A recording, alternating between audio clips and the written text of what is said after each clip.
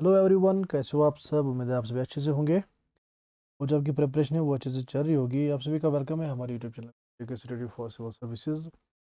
और dear students, आप सबको पता होगा जो फॉरेस्टर की पोस्ट निकली है नोटिफिकेशन पर,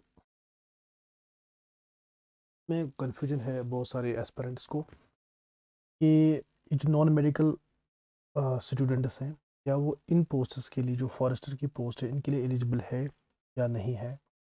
और जो कुछ और पोस्ट हैं लाइक एफपीएफ गार्ड है, स्टॉक असिस्टेंट है, सोशल फॉरेस्ट्री वर्कर है और वाइल्ड लाइफ गार्ड, इनके बारे में भी कन्फ्यूजन है कि 10th वाले ही 10+2 ही खाली एलिजिबल है या ग्रेजुएट भी एलिजिबल है। तो इस वीडियो में हम इन सब की एलिजिबिलिटी चेक करेंगे कि एलिजिबिलिटी क्या रहने वाली है वो जो सिलेक्शन क्राइटेरिया है वो भी क्या रहने वाला है, फ़ी क्या रहने वाली इन पोस्ट्स के लिए। तो आप वीडियो में एंड तक ज़रूर बने रहे और अगर आप चैनल पर नए हैं तो चैनल को ज़रूर सब्सक्राइब कर दीजिए। चलिए देखते हैं कि क्या रहने वाली इन सब की एलिजिबिलिटी और सिलेक्शन क्राइटेरिया कैसे क्या होगा। जो पहले पोस्ट है वो फॉरेस्टर की, तो इस टाइम एक हॉट इशू बन चुका है कि फॉरेस्टर की पोस्ट के लिए क्या नॉन मेडिकल स्टूडेंट्स एलिजिबल है या नहीं है। अगर एलिजिबिलिटी की बात करें जो लिखा गया है वहाँ पे आप देखेंगे 10+2 और equivalent qualification with science subject, simple इतना ही उन्होंने दिया। तो इससे अब कन्फ्यूजन क्या हुआ है कि ये जो नॉन मेडिकल वाले एस्पेरेंट्स हैं, 10+ जिनका 11th और 12th में नॉन मेडिकल था, क्या वो फॉरेस्टर की पोस्ट के लिए एलिजिबल है या नहीं है। अगर हम यहाँ पे देखेंगे, अगर नॉन मेडिकल बैकग्राउंड जो है, अगर वो एलिजिबल नहीं होते तो जो JKSSB है या जो फॉरेस्ट डिपार्टमेंट है वो क्लियरली यहाँ पे मेंशन करता कि बायोलॉजी सब्जेक्ट इम्पॉर्टेंट है आपके 11th और 12th में बायोलॉजी ज़रूर होना चाहिए। ठीक है, लेकिन यहाँ पे आप देखोगे कोई ऐसा मसला नहीं, कोई कुछ भी नहीं लिखा है नोटिफिकेशन में, खाली लिखा है साइंस स्टूडेंट्स, साइंस सब्जेक्ट होना चाहिए तो इससे हमें क्या लगता है कि जो क्वालिफ़िकेशन होगी वो 10+2 है, चाहे आप मेडिकल स्टूडेंट्स हैं या नॉन मेडिकल स्टूडेंट्स रहे हैं अपने 11th 12th में, तो आप इस पोस्ट के लिए अप्लाई कर सकते हो। जैसा कि बहुत सारों ने अप्लाई किया भी होगा, वहाँ पे कोई ऐसा कॉलम नहीं है, कोई ऐसा नहीं आपसे पूछा गया है कि आपकी बायोलॉजी रही है या नहीं रही है। हालांकि बायोलॉजी इंपॉर्टेंट है, लेकिन यहाँ पे कुछ ऐसा नहीं लिखा हुआ है। अब आप देखोगे, कुछ कोई यूट्यूब चैनल में देख रहा था, वहाँ पे वो बोल रहे थे कि बहुत सारे जो स्टूडेंट्स हैं उन्होंने फ़ोन किया है डिपार्टमेंट को, एसएसबी को, तो फ़ोन कोई लीगल नहीं माना जाएगा अनटिल कोई रिटन आपके पास डॉक्यूमेंट हो, रिटन प्रूफ हो, लाइक आप प्रेजेंटेशन देते हैं, ग्रीवेंस डालते हैं, तो वहाँ से अगर आपको रिप्लाई आता है कि नहीं आपका बायोलॉजी मस्ट है, तब आप कह सकते हैं कि जो नॉन मेडिकल स्टूडेंट्स है वो इन पोस्ट के लिए एलिजिबल नहीं है। लेकिन अभी तक आप एलिजिबल हो, आप फॉर्म भर सकते हो, इसमें कोई मसला नहीं है और आप अपनी प्रिपरेशन है को भी अच्छे से कर सकते हो। और रहा सवाल सिलेबस का, अभी तो सिलेबस नोटिफाई नहीं किया है, लेकिन जो भी आपके एकेडमिक में है वो तो डेफिनेटली इसमें होगा। के बाद देखते हैं, यहाँ पे लिखा है 10+2। दूसरा कन्फ्यूजन है कि खाली, क्योंकि जब से क्लास 4th का मसला हुआ है, बहुत सारे एस्पिरेंट जब भी देखते हैं ना कि 10+2 है लिखा हुआ है, तो वो ये सोचते हैं कि शायद जो ग्रेजुएट्स हैं इन पोस्ट के लिए एलिजिबल नहीं है, लेकिन ऐसा कुछ भी नहीं है।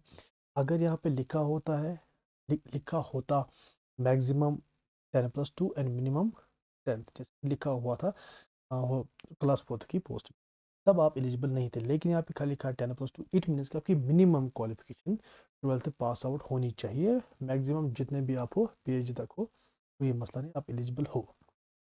तो आई थिंक आपका कन्फ्यूजन क्लियर हुआ होगा। लेकिन एक एडवाइस है एडवाइस ये है, जितने भी नॉन मेडिकल स्टूडेंट्स हैं, अभी जो फॉर्म की डेट बहुत ज़्यादा है आगे, लास्ट डेट जो है ये आपका, ये नहीं कि कल ही लास्ट डेट है, अब आप डायलीमा में हो क्या करेंगे, तो अभी आपके पास बहुत ज़्यादा टाइम है, आप थोड़ा सा रुकिए, 2-4 दिन रुकिए। अगर किसी की ग्रीवेंस या रिप्रेजेंटेशन का कुछ ऑथेंटिक रिटन प्रूफ आता है तो उसके बाद आप फर्दर प्रोसेस कर लीजिए क्या होगा, लेकिन अभी तक आप बेफिक्र रहे, आप इस पोस्ट के लिए एलिजिबल हो।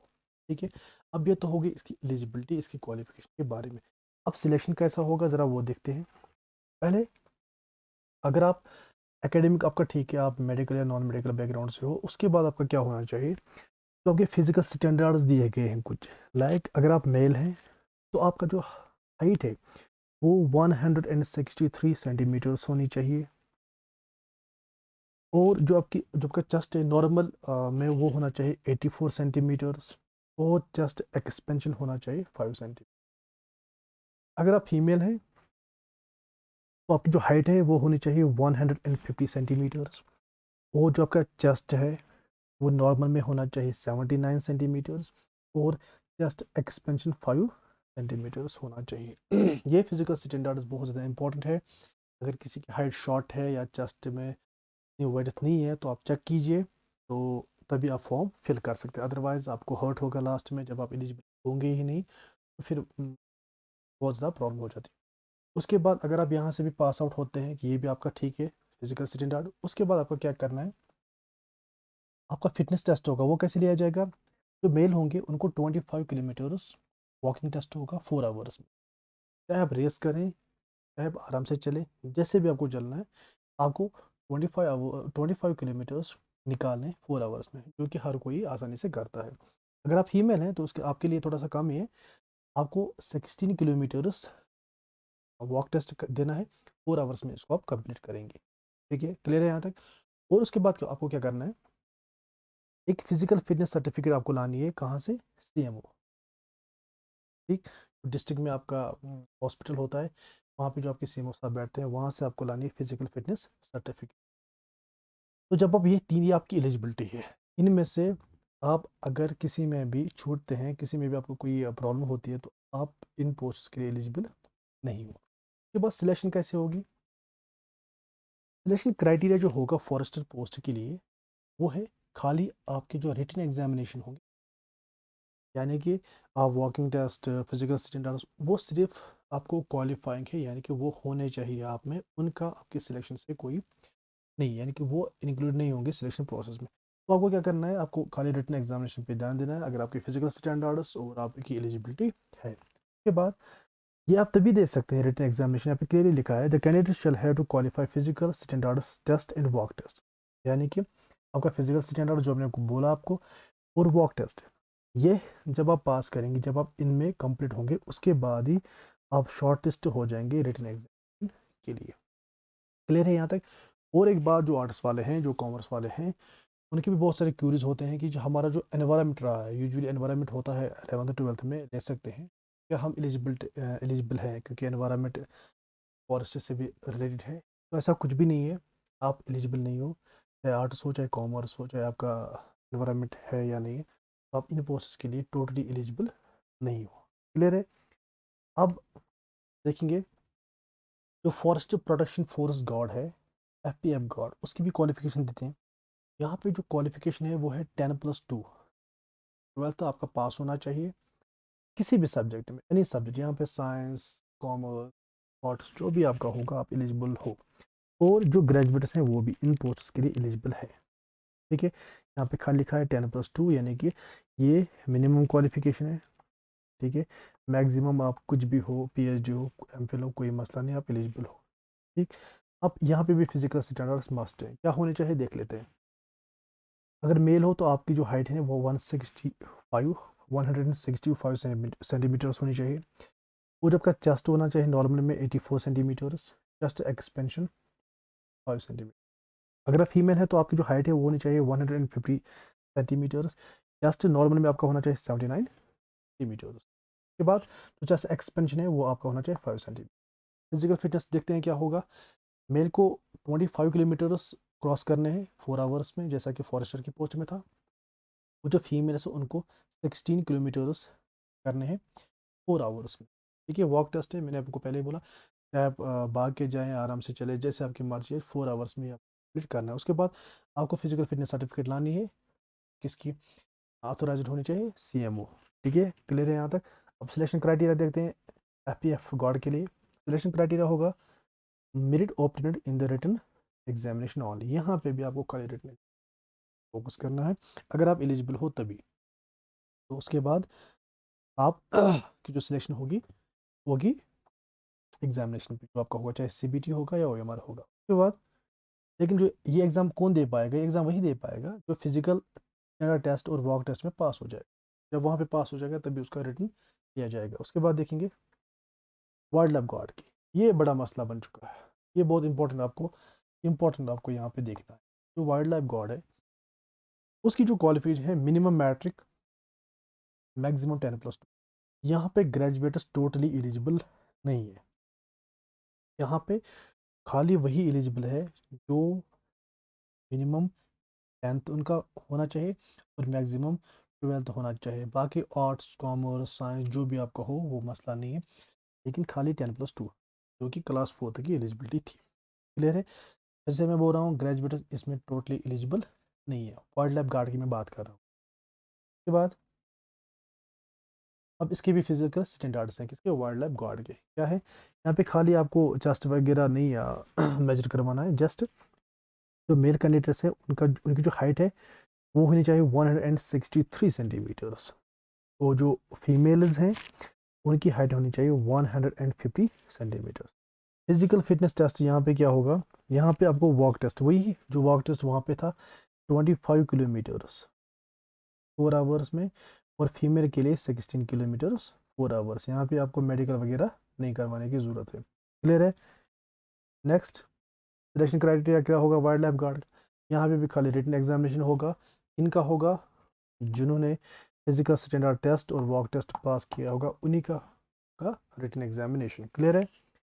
अब देखेंगे स्टॉक असिस्टेंट। यहाँ पे भी कन्फ्यूजन है। कन्फ्यूजन क्या है? क्योंकि एसएसबी के ये जो पुराने रूल्स हैं वहाँ पे वैसा ही लिखा हुआ होता था, क्योंकि वहाँ पे मैं उतना श्योर नहीं हूँ, लेकिन वहाँ पे मे बी जो मैट्रिक हुआ होगा वो शायद साइंस ना हो उस टाइम। दैट इज़ वाई जो उस टाइम के रूल्स हैं वहाँ पे यहाँ पे लिखा है मैट्रिक विद साइंस। अदरवाइज अगर आप देखेंगे जो भी 10th करता है उसके तो होते हैं साइंस सब्जेक्ट, उसका तो मस्ट है वहाँ पे। तो यहाँ पे क्या क्वालिफिकेशन है स्टॉक असिस्टेंट की? स्टॉक असिस्टेंट की क्वालिफिकेशन है matric with science. In short matric minimum qualification, maximum आप पीएचडी तक जा सकते हो, कोई मसला। क्लियर है? खाली मैट्रिक होना चाहिए, बाकी साइंस हर किसी का होता ही। यहाँ पे भी ग्रेजुएट एलिजिबल है। क्लियर है? खाली वाइल्ड लाइफ गार्ड जो है अभी तक हमने देखा वहाँ पे ग्रेजुएट एलिजिबल।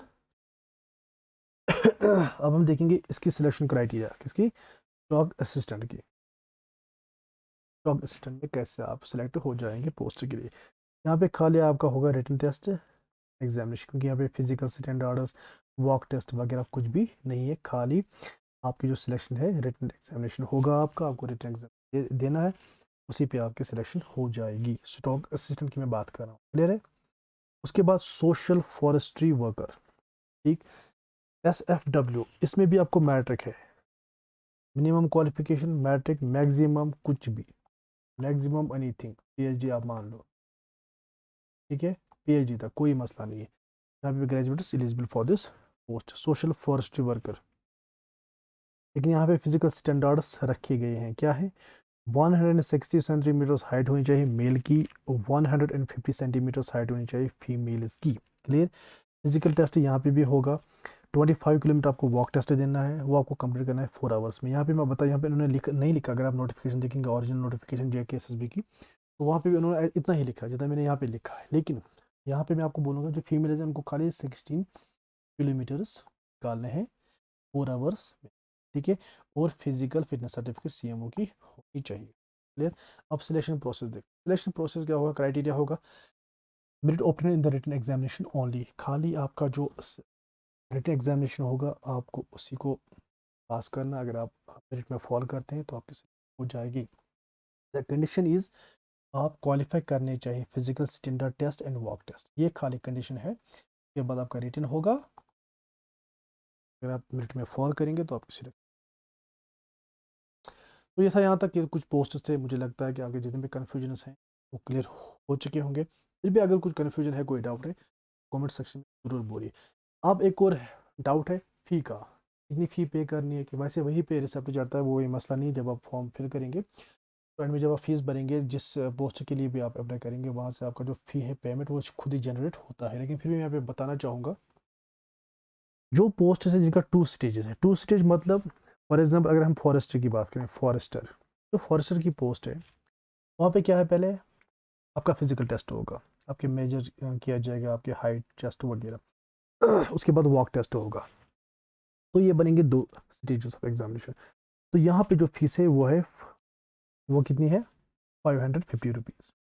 ठीक है, ऐसे सोशल फॉरेस्ट वर्कर की यहाँ पे भी 550 होगी, एफपीएफ गार्ड की भी 550 होगी, वाइल्ड लाइफ गार्ड की भी 550 होगी। ओपन मिलिट एंड आरबीए की मैं बात कर रहा हूँ।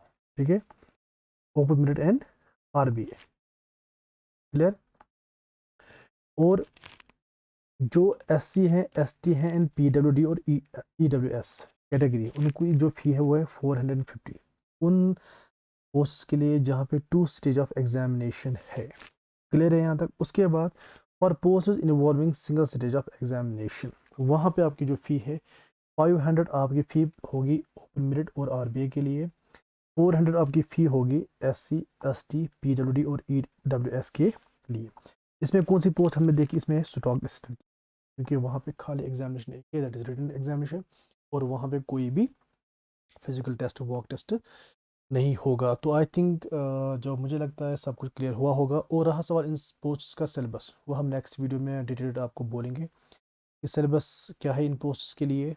फॉरेस्टर का भी नहीं आया लेकिन बाकी का अवेलेबल है। वो जो बुक लिस्ट है वो भी हम बोलेंगे आपको कौन सी बुक पढ़नी है। ज़्यादा बुक आपको नहीं लेनी है क्योंकि उनसे कन्फ्यूजन भी होता है, और जब आपको एग्ज़ाम के टाइम रिवीजन करना होता है तो मैं आपको कोशिश करूँगा वो बुक बोलने के लिए मैं आपका सब कुछ निकले, वो जो क्वेश्चन आ जाए वो फंसे आपकी उसी बुक में, तो आपके लिए ठीक रहेगा। तो इस वीडियो में इतना ही। एंड अगर आप, फिर से बोलूँगा, अगर आप चैनल पे नए हैं तो चैनल को जरूर सब्सक्राइब कर दीजिए। अगर आप चाहते हैं कि आप की जो कोचिंग है बेस्ट हो जाए, फ्री हम गाइडेंस यहाँ पे देंगे, आपको कोचिंग कराएंगे जितना भी हमसे हो सकता है। तो आपको कुछ भी नहीं करना है, जैसे जो JK study for civil service की चैनल है तो सब्सक्राइब करना है, और जो बेल आइकन है उसको भी प्रेस करना है, ताकि जो भी हम वीडियो अपलोड करें उसकी लिंक आपको, नोटिफिकेशन आपको आ जाएगी। तो इस वीडियो में इतना ही। Thank you.